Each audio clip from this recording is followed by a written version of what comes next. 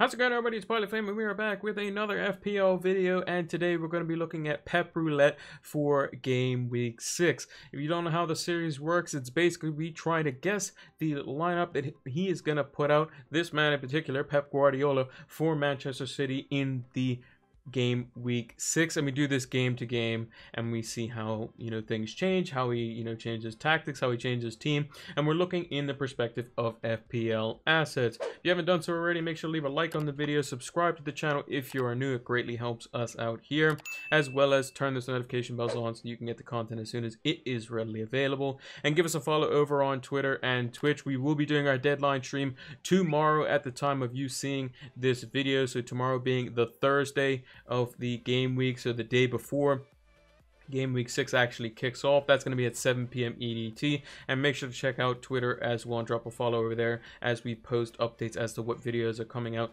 throughout the week, as well as a bulletin at the beginning of the week so you can see the complete list of what to expect this coming week. So without further ado, let's get into the video. So this is the team that Pep put out in their 1-0 victory over Arsenal. He went pretty standard from what I saw. Most of the things he was kind of had his hands tied behind his own back. He did play Aguero, which was the one surprise that I think that everyone wasn't really expecting. Aguero's been out for a long time with this significant knee injury, and throwing him straight back into the fold. He did take him off after 60 minutes, which would have probably been expected in the most part, or 55, 65 minutes, somewhere in that bracket. And I think that's what he's going to basically do as long as Gabriel Jesus is out. But it was nice to see the front three, Sterling, Mahrez, and Aguero, arguably the best front three that Man City have to offer, back in full flow. Foden again picking up nice spaces in the midfield three. I like him in that position, especially with his price tag of 6.6 million. And we got to see an interesting defensive partnership with Diaz and Ake, who looked quite solid in their own right. They didn't play in a traditional system with two center backs as you see on the team sheet here. They played with a 3-1-3-2, something like that. It was a 3-1-4-3, something like that. It was a very wonky formation, almost Bielsa-esque in that sense, with Walker kind of playing as like a auxiliary third center back to cover the pace of Aubameyang. And I think it was a very interesting system that he put out there. I thought Cancelo played quite well in his position. Walker, did his duties defensively, especially tracking back in terms of pace wise, and I think that the front three were able to interchange and do what they needed to do, with Aguero kind of being the main focal point yet again, and Raheem Sterling coming up with another goal. So what does this mean moving forward? Well, it seems like Pep is definitely going to be playing Aguero in that mold until he gets Jesus back. He's going to play him for 60 odd minutes, and we hope he does the damage if you have him in that time, and he's going to get hooked after that. And then he's going to, rely on the likes of Rodri to hold down that, defensive midfield position, potentially bringing in Fernandinho every now and again. And then having Phil Foden kind of playing as his auxiliary player. And then when Gundogan comes back, he can kind of rotate in and out, because Bernardo Silva is a lot more effective out on the wing, and he likes Gundogan in that kind of like box-to-box midfield role. So the first player we have to talk about yet again is Sergio Aguero. He got 64 minutes in the game versus Arsenal. He also received 60 odd minutes in their Champions League fixture as well. Getting some more minutes under his belt, getting a penalty to his name, which he scored, although it wasn't the greatest of penalties, but he did score it nonetheless. I think that Aguero just needs minutes under his belt. He's going to get 60 minutes, pretty much consistently game in, game out, assuming he's fit, and assuming that Gabriel Jesus is not in the side, which it doesn't seem like he's going to be in the near future.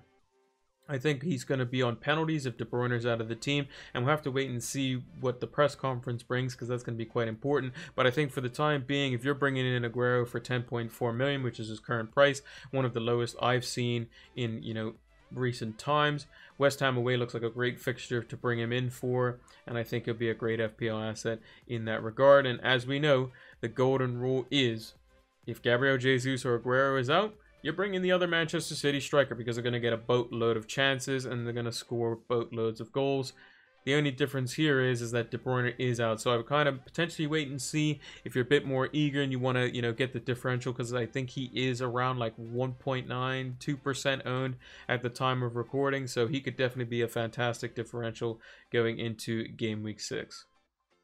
The next player that I wanted to talk about is Ilkay Gundogan. He came on for a little of a cameo appearance, just under 30 minutes in the home fixture versus Arsenal. And he also played around 60 minutes, scoring a nice free kick in their Champions League fixture at home versus Porto. Now, I think that this is a type of player that Pep has been potentially missing in his midfield three. You know, that type of shuttler, that box-to-box sort of player with a bit of invention in and around the box that kind of retains the ball well, is very efficient with his passing, especially his mid-range passing, and I think Gundogan fits that bill. I think Pep's ideal midfield is potentially, when De Bruyne is out, is going to be Rodri, who is going to be playing instead of Fernandinho because he picked up an injury after coming on for only a couple minutes in the game versus Porto. So I think Gundogan is going to slot in instead of Bernardo Silva to give the midfield a bit more balance, because Gundogan is a little bit better defensively, although not much better, but still will fulfill that role and is a bit more box-to-box, will get up and down the field.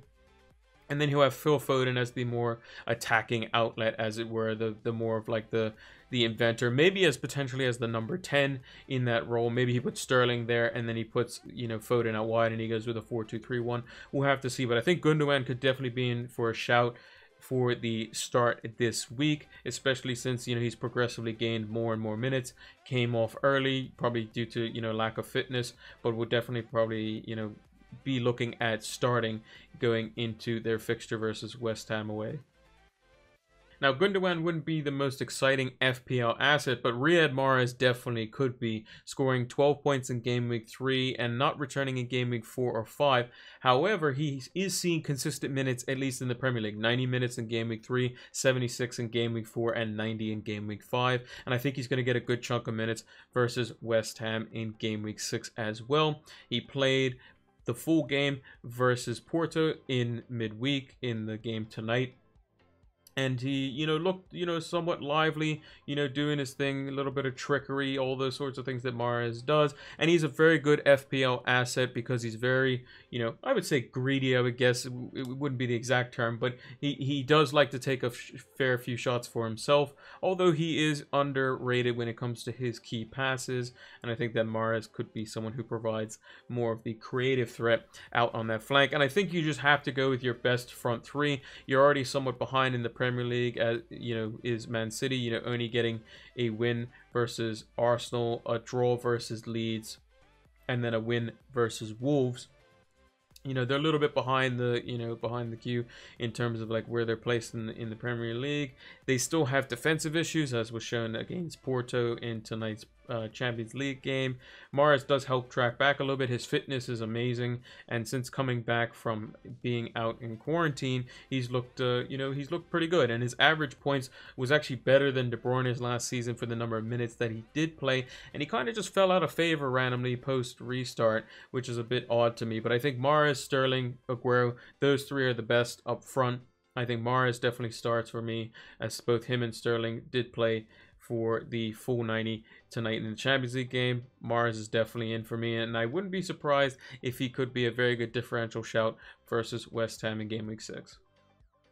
And this is my predicted lineup for Manchester City going into Game Week 6. The only changes that I can see happening is Nathan Ake slots in from the Champions League lineup in at center back over Eric Garcia. He was left out of the team. I think it was just due to a knock of some kind, but he should definitely slot back in there, as it gives them the left foot and right footed dynamic at center back, with Diaz being right footed and Ake being left footed. And they look very good as a partnership versus Arsenal, very solid defensively. And I think Gundogan slots in there in the midfield three, with Rodri holding the center defensive midfield position and Foden being more the attacking midfielder in that flat three. You'll notice that also on the bench, it's just attacking options this time. Ferran Torres, who came on and scored, linking up with Phil Foden for City's third goal in the Champions League. And Bernardo Silva in there as well. Could potentially be someone who is gonna be, you know, pretty good in there, you know, coming off the bench. But again, I think he's better suited out wide.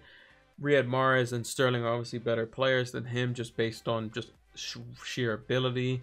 And I think that he's probably going to start from the bench there. Foden is going to be the interesting player alongside how he works with Gundogan. Gundogan and him were not on the field at the same time, but I think they could definitely slot in and form a a pretty good partnership, with Gundogan taking more of like the progressing of the passes and Foden doing like the final third intricate play as he did with Ferran Torres.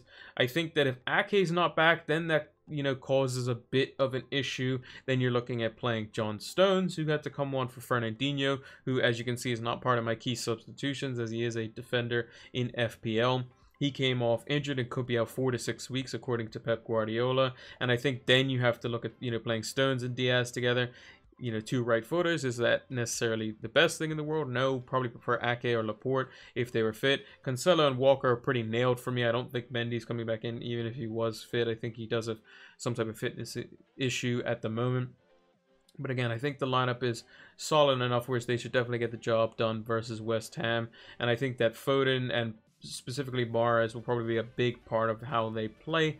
And if Diaz can keep showing the performances that he has done since he's come into the Manchester City team, I think he could be a very solid defender. And especially when Laporte comes back, strike up a fantastic partnership, which could see City surging their way back up the table and potentially for the Premier League title winners. And that's going to do it for Pep Roulette in Game Week 6. Make sure to leave a like on the video if you're enjoying the content. Subscribe to the channel if you're new. It greatly helps us out here. As well as turn those notification bells on so that you can get the content as soon as it is readily available. And give us a follow over on Twitter and Twitch. It's PilotFlame226 on those platforms. We will be doing our deadline stream tomorrow at 7 p.m. EDT. So make sure to check us out over on Twitch for that. And you can get the updates over on Twitter if anything changes, as well as the weekly content schedule for this channel. Thanks for watching, and until the next one, take care.